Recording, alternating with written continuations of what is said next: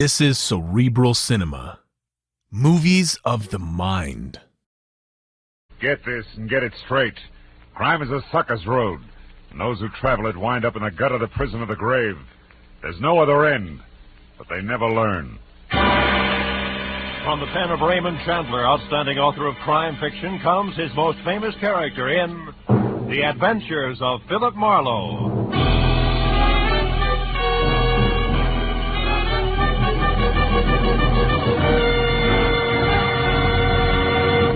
Now, with Gerald Moore, starred as Philip Marlowe, we bring you tonight's exciting story, The Hiding Place.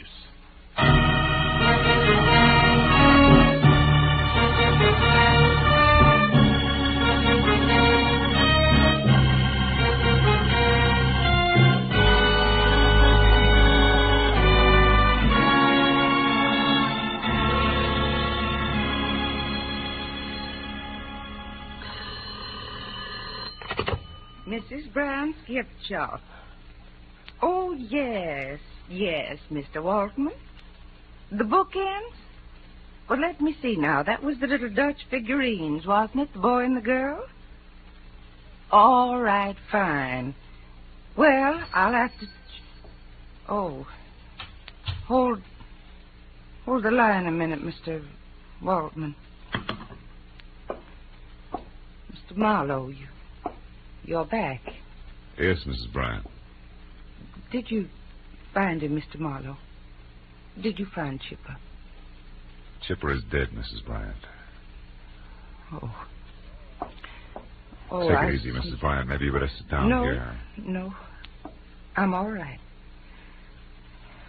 There's a customer waiting on the phone. I'll finish that. Then I want you to tell me everything you found out about my son. Sure. I'll only be a moment. As Martha Bryan went to the telephone, I braced myself for the story I had to tell her. I tried to figure some last-minute way of making hard facts a little softer for a sweet, brave, gray-haired lady who deserved a better break. The first thought about what had happened brought the whole ugly business rushing back at me again.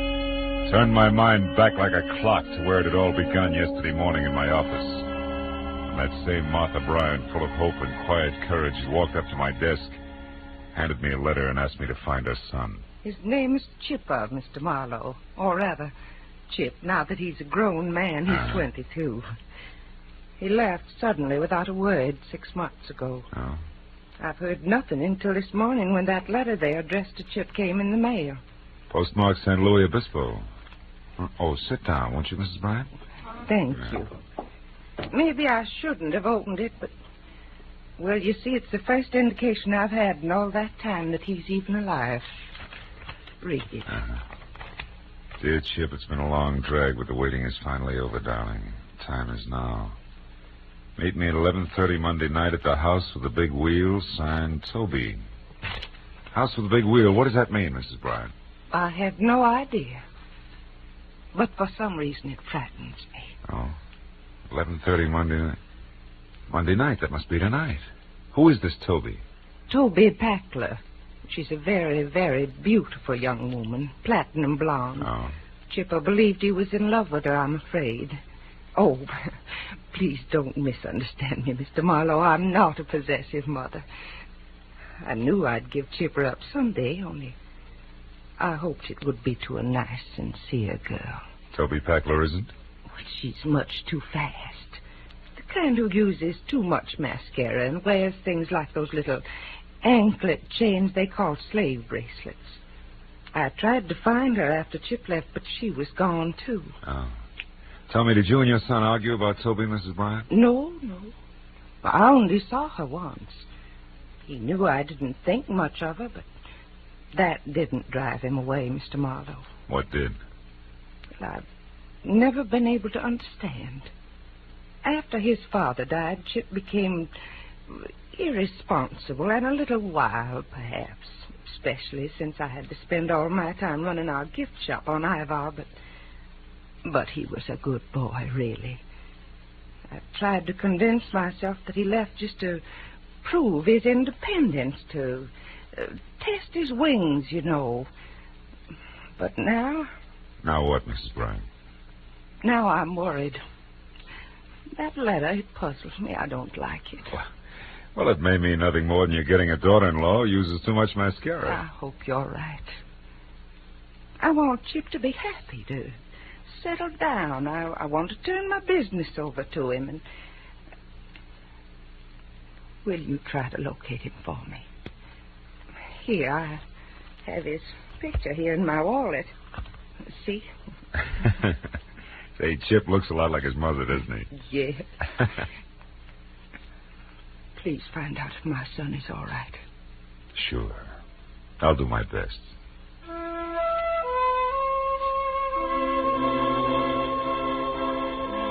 my office window, I watched her leave the building. Saw her stop politely and answer a question for an oily sidewalk passerby in a black pinstripe suit. Then moved quietly on down the street toward a shop on Ivar. A neat, gentle, very lonely woman. I hoped I'd find a happy story for her in San Luis Obispo. She had one coming. I was still hoping 5 hours later when I pulled into a mobile gas station in the little town at the foot of the Santa Lucia Mountains, 200 miles up the coast.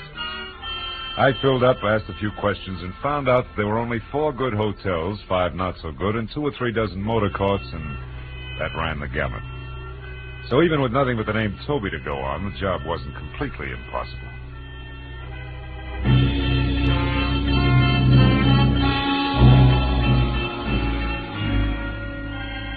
By the time I'd worked my way down into the motor courts, the sun was sneaking off between the rocky hills toward the ocean. And I was still collecting negative answers. Until I tried a mirrored neon combination bar, restaurant, and motel called Pinky's on the north edge of town. Sorry, mister. No Toby Packler registered here. Now, wait a minute. Are you sure? She's a lovely platinum blonde about... About what? Huh? Oh, never mind. Skip it, Pinky. Maybe this is better. When I glanced across the lobby at the bar, I caught a man watching me. He was the same oily character in a black pinstripe suit that I'd seen stop Mrs. Bryan on the street outside my office back in L.A.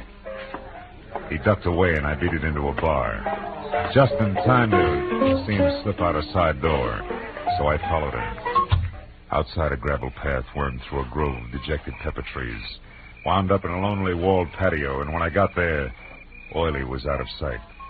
The reason was simple. The nose of his gun in my back said he was behind me. Don't move, Marlowe.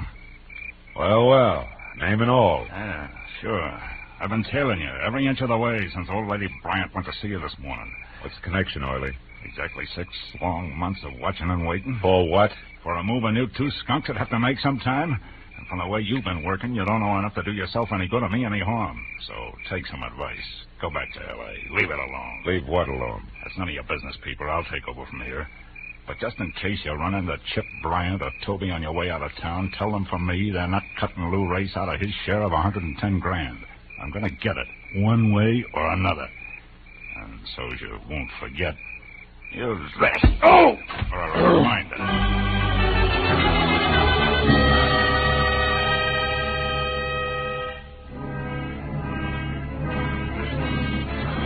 When the brick floor of the patio finally stopped pushing, I was alone, except for my ugly thoughts.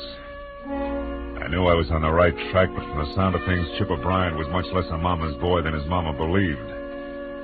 I made sure Lou Race was nowhere around the motel. And I went into the bar again to see what a double scotch would do for my headache. The bartender obviously was the type who got around, so I took a chance and asked him about Toby Packler. It was no good. But when I described Toby as a beautiful platinum blonde, a girl sitting alone 2 stools down, a girl with a short, ragged, mouse-brown hair and extremely flat, misformed face, dropped her eyes and looked away. I suddenly felt very cheap. I flipped a silver buck on the bar and got up. You know, it was the kind of dumb stunt you can't apologize for. You just leave. I was halfway to my car before I realized that the girl had followed me out. Hey, mister. Yeah, you. Just a minute. I turned and watched her come toward me. In the garish neon light, her face was jarringly unreal, the color and texture of hard putty.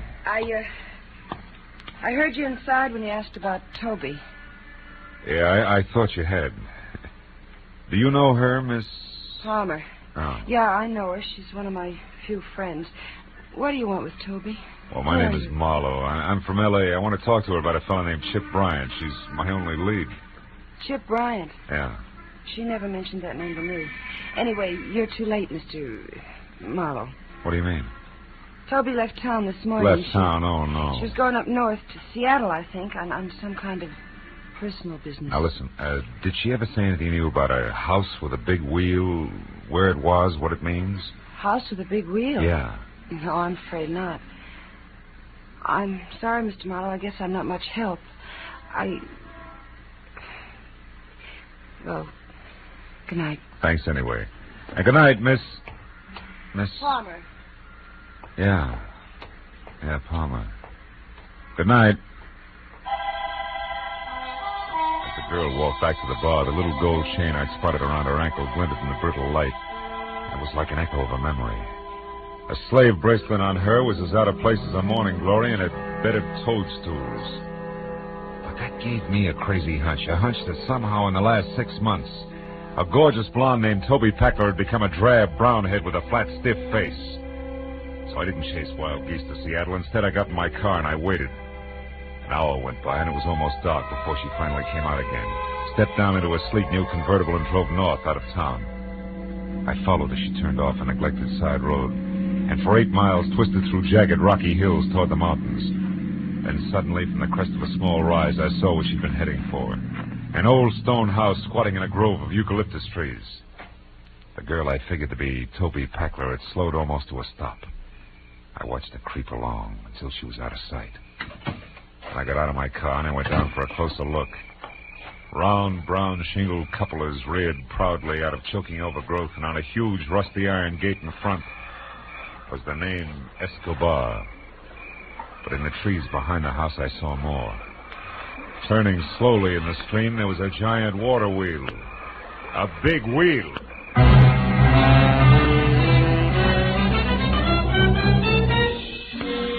drove fast back to town and stopped at the only place I could figure for a quick answer. The office of the San Luis Obispo Daily Eagle. The night editor was strictly old school, from green eye shade to sleeve garters, but still very much on the ball. So, you want to see the issues of exactly 6 months ago, you say? Yeah. And that'd be November. About the 8th, 9th, and 10th. Here you are, son. Help yourself. Thanks a lot. If I'm right, this ought to cinch it. Careful there. Don't rip those copies. Say, by the way, what story are you looking for? Oh, small something on a party named Toby Packler. It's not here. Wait a minute. Maybe it'll be in... Yeah, sure. This is it on page 3.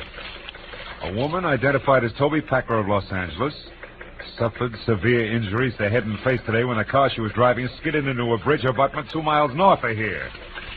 So that's how come the face. Miss Packler's condition was announced as critical by Clark Emergency Hospital attendant. Huh? Is that all you wanted? That's enough. If that answers your question, young man, I'll put these copies away. Gotta be careful. Wait a minute. That headline. Huh? What was that? Let's see that. Santa Barbara jewelry store robbed. Carrying thieves escaped with gems valued at $110,000. $110 grand. Yeah, I remember that. 2 men and a woman. Got away clean, too. Never caught a one of them. You don't mean there's a connection between these stories, do you? I don't know.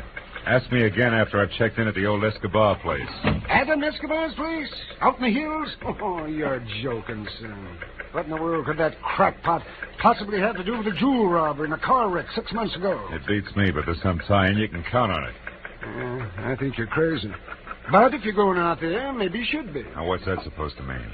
You'll have something in common with Adam. He's lived in his own private dream world for so long, he's forgotten what the real world's all about.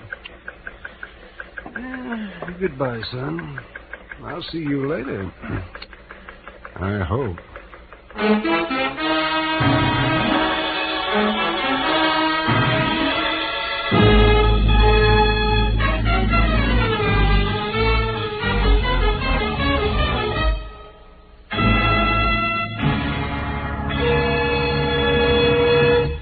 In just a moment, the second act of Philip Marlowe. But first, The fun is always fresh and furious when Groucho Marx takes over on CBS Wednesday nights with his wonderful quiz, You Bet Your Life. Groucho, the master of ad-lib, teams up pairs of opposites and then goes to work with his quips and questions. Very, very solid with laughter, this Groucho Marx show. Hear it this Wednesday and every Wednesday on most of these same CBS stations. Now with our star, Gerald Moore, the second act of Philip Marlowe, and tonight's story, The Hiding Place.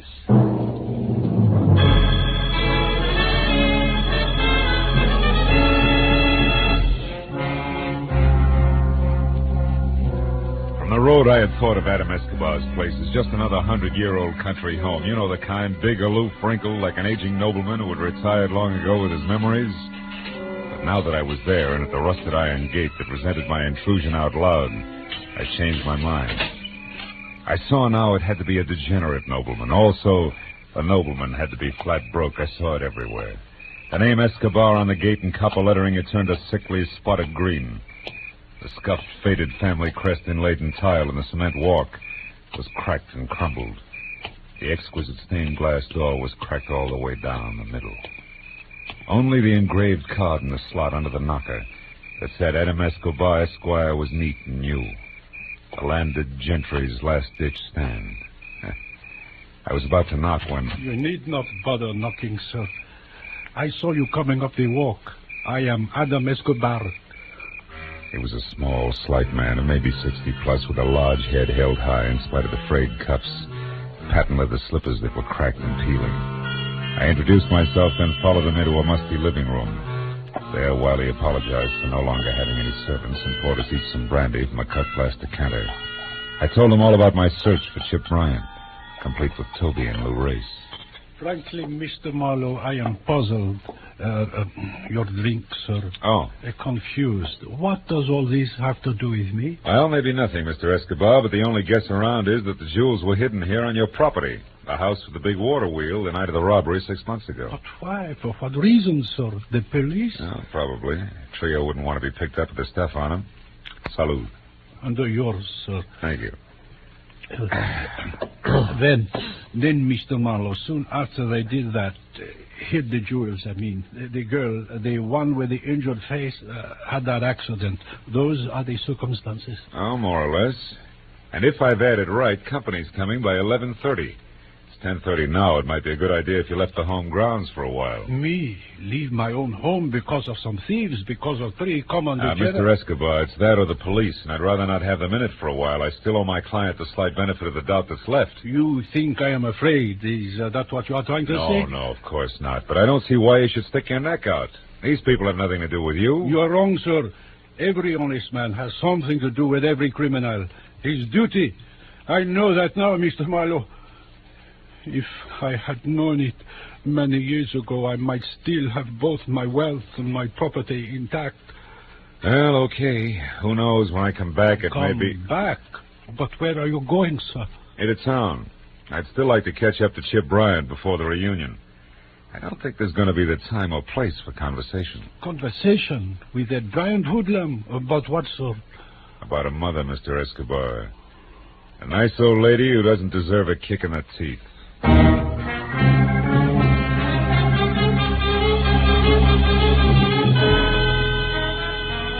Back in San Luis Obispo, I returned to the missing person door-to-door canvass for the third time that night. Only now I confined myself to the wrong side of the tracks exclusively, and the deeper the dive, the better. I didn't figure that Chip Bryan would show anywhere else. And after a half a dozen quick stops, number 7 proved lucky. It was a cramped, greasy bar with a sawdust and cigarette butt floor and a single customer. I hadn't found Chip, but I was close to the dapper Mr. Lou Race. The barkeep, a ball of fat, wearing a sweatshirt the size of a tent, had his back to me when I entered. So did Race. So when I tapped the tricky man on his padded shoulder and he turned, he was surprised to see me swing. That slicker was an old debt. This? Just in case the cat got your tongue. Now get up. Get ready to answer a few simple questions. Hey, what do you think you're doing? You're busting my table. I'll pay you for it, and unless you want to be up to your rolling shins in trouble with the law, Junior, don't try to help the clientele. The cops?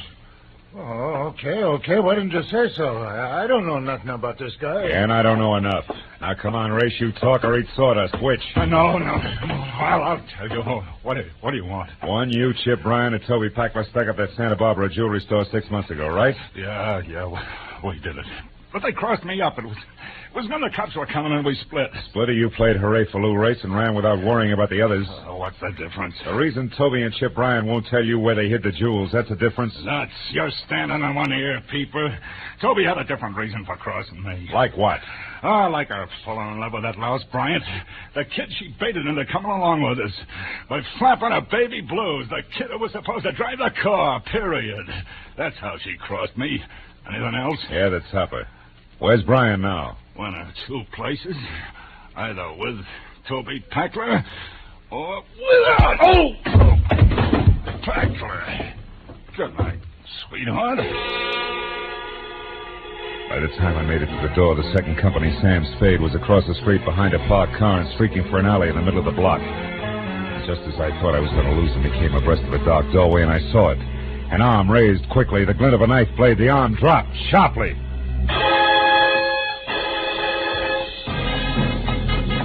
Whoever had done it slid away in the dark as suddenly as he appeared.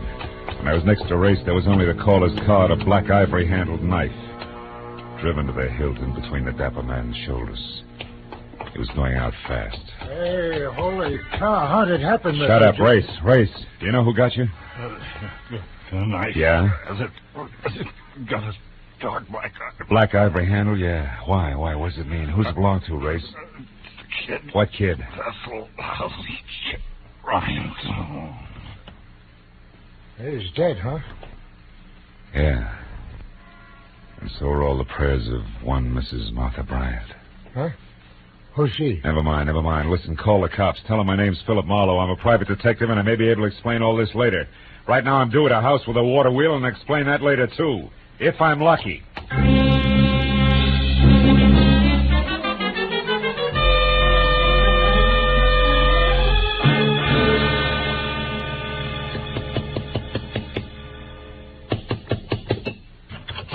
Oh, Mr. Marlowe, I'm glad you're here, sir.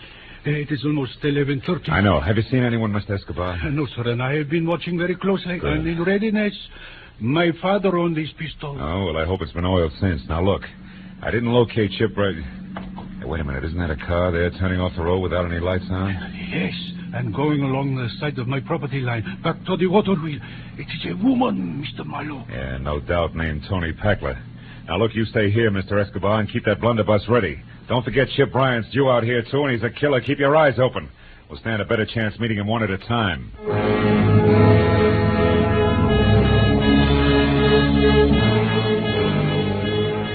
I went around to the side of the house quickly, then kept close into a long line of eucalyptus trees that ended at a crumbling building that had once been servants' quarters. After that, it was only 20 yards to the water wheel. 20 open yards to the huge ancient circle of hand-hewn wood that complained against the side of a dreary squat stone mill that had long ago died of old age. There in the faint half-light of a hazy moon I saw Toby Packler, kneeling at the corner of the building and with both hands working furiously to loosen a stone the size and shape of a football.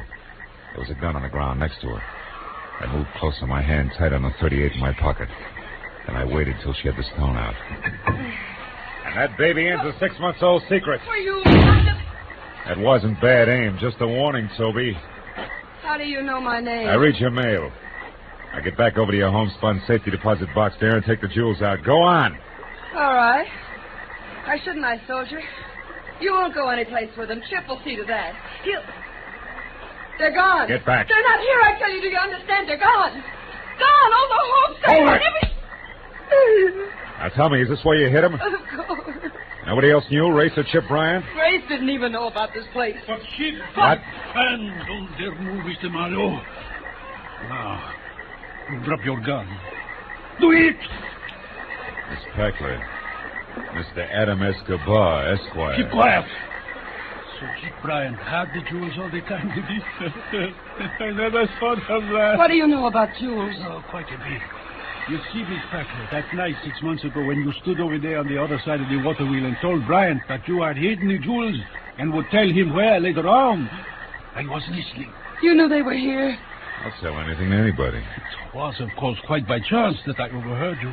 But after you had that accident with your car, I searched as diligently as though I were a partner. Searched Miss Peckler for money that could mean so much to me. But I found nothing. Then where are they? You idiot, tell me. Where are they, do you know? Now that I see this hiding place, yes. It was where Chip Bryan stood. There for the jewels are no doubt buried. What do you mean? I think, Toby, that he killed Chip Bryan almost 6 months ago and that he buried him here on these grounds without knowing that Chip had already found the jewels. What? Chip? Dead? Quite dead. I killed him 2 days after your accident. I found him searching for the jewels. No. No, you're lying. Chip was supposed to go back to Los Angeles and wait until I was well. Wait for my letter. He didn't, Toby. He came out here, found the jewels, and was killed by our host. No wonder I couldn't find them these months that I searched day in and day out. Scratched and dog and cold and in rain by sun and by dark. No wonder I buried them with him. Yeah, but you didn't bury his knife, did you? That you kept and used on Lou Race tonight. Exactly. Why you? Miss Peckler. Why? So you can shoot me, then him? Or so that if I'm very lucky, I can run away to live some more? Toby, don't. Live with a smashed, ugly face? Peckler. What have I got to lose? You can want. My pretty face is Don't gone. take another step. The man I love is Don't. gone. I Soon the said. jewels too. Escobar. Turn around. Point that gun at me. Richard, Mr. Marlowe. Now it's self-defense. Toby. Toby's bad. Yeah. Real bad, soldier. I had so much once. Pretty face. A guy named Chip. Jewels. I had everything. I was a big wheel. Wasn't I? Soldier.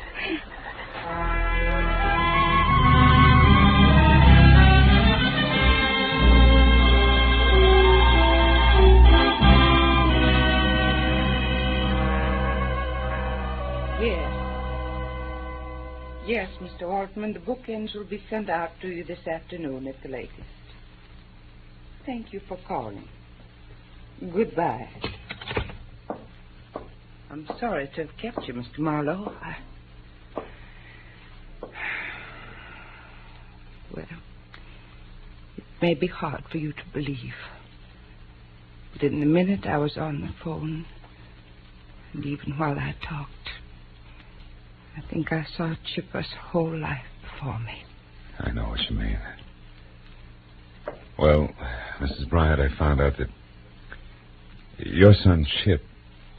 Yes. You found out what? Mr. Marlowe, what are you staring at? Oh, that showcase there. Oh. Our Mother's Day display. It's attractive, isn't it? Yeah. Yeah, very. Mrs. Bryant, Chip was killed in a storm at sea a week after you saw him.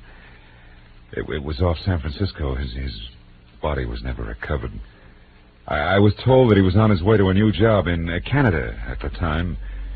And incidentally, that letter from San Luis Obispo, that was all a mistake. That girl never saw Chip again.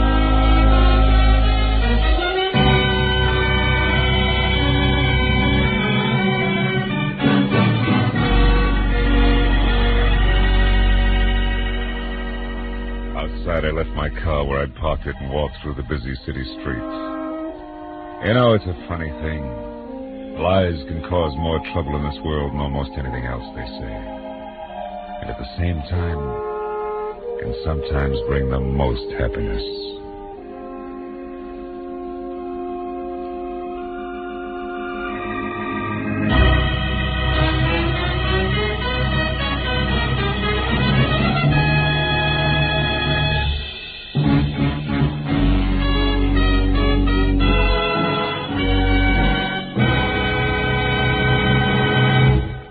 adventures of Philip Marlowe, bringing you Raymond Chandler's most famous character, star Gerald Moore, are produced and written by Norman MacDonald and written for radio by Robert Mitchell and Gene Levitt. Featured in the cast were Virginia Gregg, Joan Banks, Herb Butterfield, Louis Jean Height, Bob Griffin, Howard McNear, and Lee Millar. The special music is composed and conducted by Richard Arant. Be sure and be with us again next week when Philip Marlowe says... It started at dawn in a Los Angeles taxi and wound up that night on a cliff in the middle of the Pacific. All because of a Dutchman with $50,000, a corpse in a lily pond, and an Oriental with a chauffeur who wanted a cloak made of nothing but feathers.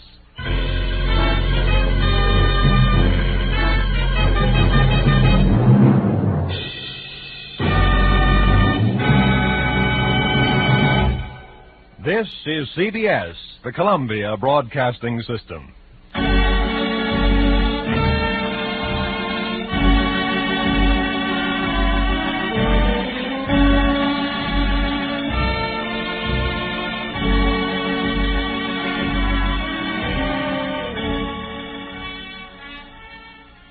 Cerebral Cinema hopes you have enjoyed this movie of the mind.